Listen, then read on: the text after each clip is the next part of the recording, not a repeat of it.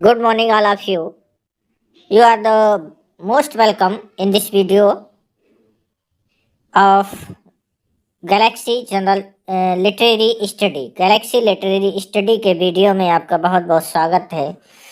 इस छोटी सी पोएम में बहुत ही छोटी सी पोएम है जिसका नाम है ब्रेक ब्रेक ब्रेक, जो कि लॉर्ड टेनिसन के द्वारा लिखी गई है, जो कि एक एलेजियक पोएम है।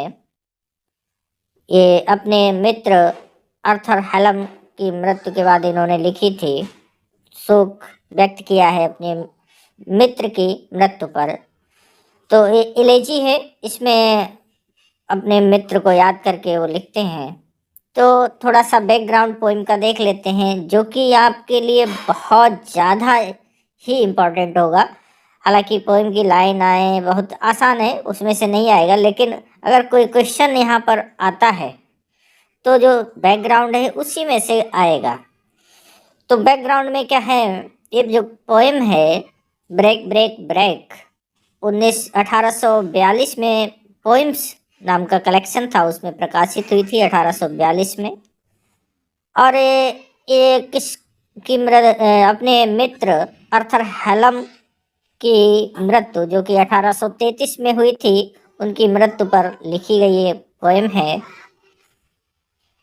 इसका जो सीन है, the scene of the poem is Clevedon church, जो कि ब्रिस्टल चैनल वहाँ से दिखाई देता है, वहाँ पे है ये क्लीवडन चर्च। इसका जो सीन है, कविता का दृश्य जो है, सेटिंग है, वो क्लीवडन चर्च है। क्लीवडन चर्च क्या है, यहाँ पे आर्थर हेलम को दफनाया गया था।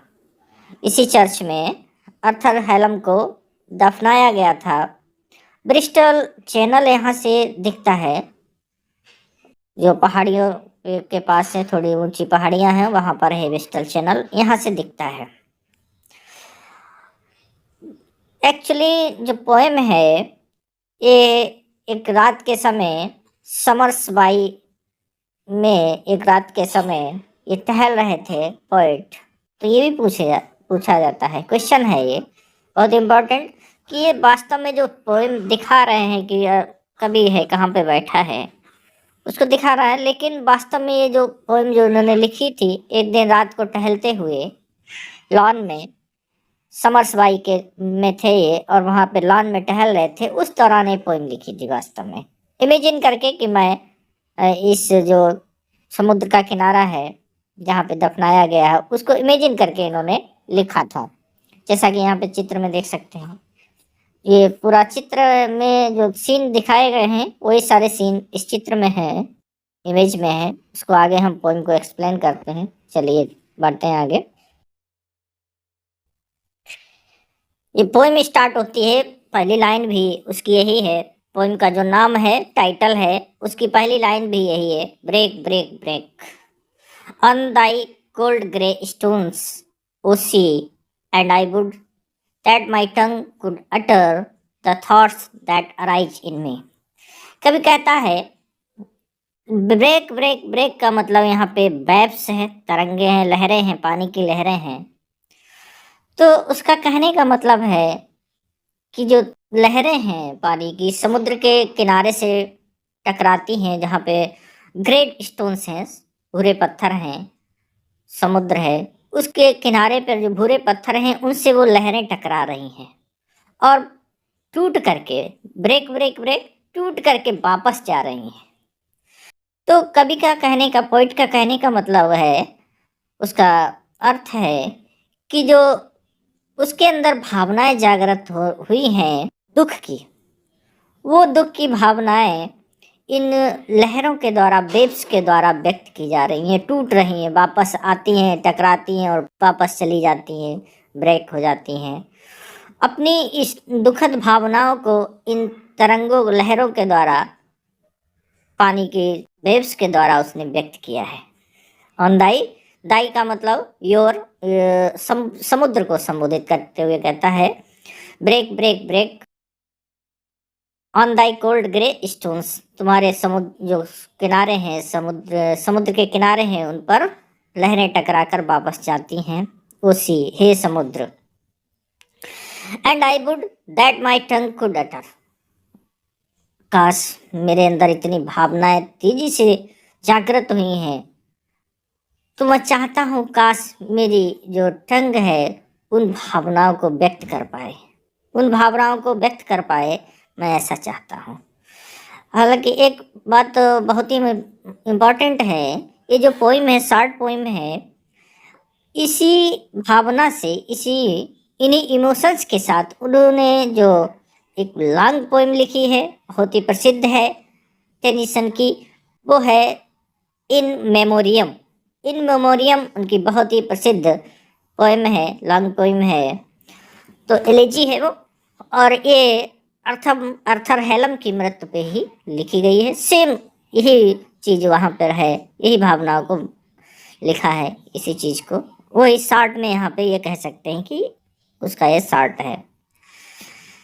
आई would that my tongue could utter express, चाहता हूँ कि मेरी टंग, मेरे कुछ जो मेरे मन में विचार हैं उनको व्यक्त कर पाए। The thoughts that arise in me, वो विचार, थॉट्स, वो विचार जो मेरे अंदर उठ रहे हैं, काश वो विचार व्यक्त हो पाए। 4 लाइन के 4 पैराग्राफ हैं, 4 स्टैंजा हैं, एवरी स्टैंजा इन 4 लाइन। तो दूसरे पैराग्राफ में है, O well for the fisherman's boy, समुद्र की तुलना अपने मन में उठ रहे विचारों, समुद्र की तरंगों की तुलना अपने मन में उठ रहे विचारों से की है, लेकिन दुनिया को इससे कोई परवाह नहीं है। आगे की लाइनों में बता रहे हैं कि उसके अंदर क्या है, उसको कितना दुख है, लेकिन बाकी दुनिया को उससे कोई फर्क नहीं पड़ता। क्यों नहीं फर्क पड़ता, देखिए आगे।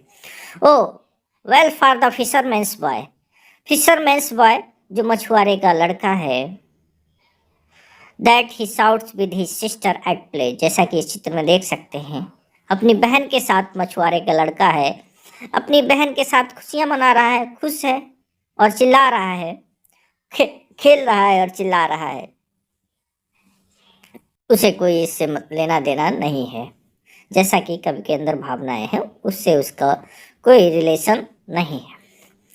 O well for the sailor lad, sailor जो मछुआरा है, वो समुद्र में यात्रा करता है, जैसे कि नाव में देख सकते हैं, वो एक सेलर है, लड़का है, वो नाव से समुद्र में घूम रहा है। That is science in his boat on the bay, science नहीं है, sorry, sings in his boat on the bay, bay इस खाड़ी में, समुद्र में, वो अपनी नाव में गीत गा रहा है, सुख के, खुशी के गीत गा रहा है, उसे कवि के दुख से कोई लेना देना नहीं है। सारी दुनिया अपने अपने रास्ते चल रही है, अपने अपने सुख है, अपने अपने दुख है। तो ये चीज़ यहाँ पे बताई गई है।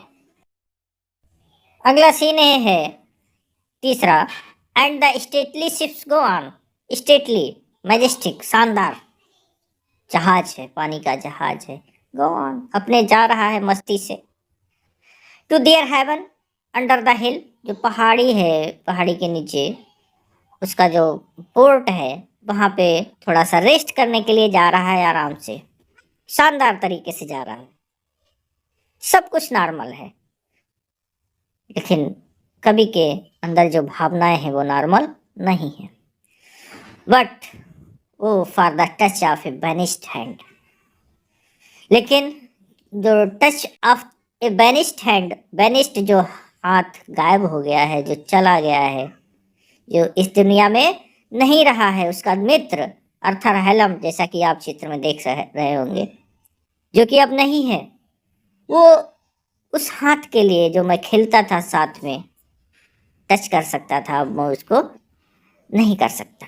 And the sound of a voice that is still, वो आवाज, उसकी ध्वनि अब शांत हो चुकी है, दैट इज स्टिल, अब मैं उसको नहीं सुन सकता, अब मैं उसको नहीं सुन सकता। ब्रेक ब्रेक ब्रेक, फिर से वही break break break,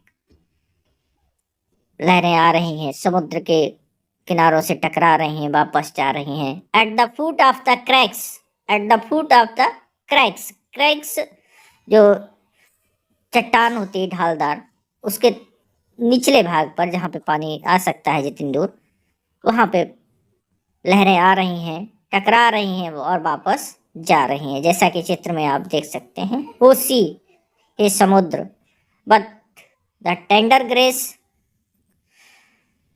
of A day that is dead. Tender grace, tender grace का मतलब है kind hearted.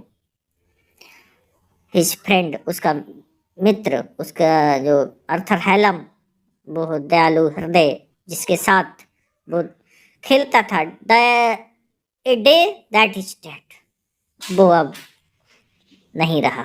The day, a day that is dead, अब वो मर चुका है। Will never come back to me, और वो कभी भी मेरे पास वापस नहीं आएगा। यह कवि को इतना ज़्यादा दुख है। सब कुछ है, सब कुछ नॉर्मल है, लेकिन अब जो चला गया है वो शायद अब कभी भी वापस नहीं आया है। अर्थर हेलम के बारे में लिखा है इन्होंने इस पोइम को, एलेजी को। इसके स्टेंजिक फॉर्म में के बारे में देख लेते हैं थोड़ा सा। ये जो पोएम है वो ABCB प्राइम स्कीम है, और ये 4 क्वाड्रेंट्स हैं। 4 लाइन की एक स्टेंजा है और 4 स्टेंजा हैं इसमें, जो कि स्पीकर वक्ता के बहुत ही गहन दुख को दिखाता है। और दूसरी चीज है, इरेगुलर आयम्बिक ट्राइमीटर में लिखी गई है। इरेगुलर आयम्बिक ट्राइमीटर में ये पोएम लिखी गई है। ये 2 चीज़ें बहुत ही महत्वपूर्ण हैं। एक तो ABCB इसकी राइम स्कीम है, और आयम्बिक ट्राइमीटर में लिखी गई है पोएम। और इससे पहले जो बैकग्राउंड में आप देख ही चुके होंगे कि ये जो लिखी गई थी पोएम, ये उसका जो सेटिंग है वो है क्लीवडन चर्च और ब्रिस्टल चैनल। ये इम्पोर्टेंट पॉइंट हैं 1842, और अर्थर हेलम। इस पोएम में से कहीं से भी अगर कोई क्वेश्चन बनता है तो सिर्फ इतने में से ही आएगा। इसी के साथ इस वीडियो को फिनिश करते हैं, एंड करते हैं। सभी का धन्यवाद। आशा करते हैं कि इस वीडियो से आपको एक क्वेश्चन अवश्य ही मिले परीक्षा में। सभी को नमस्कार।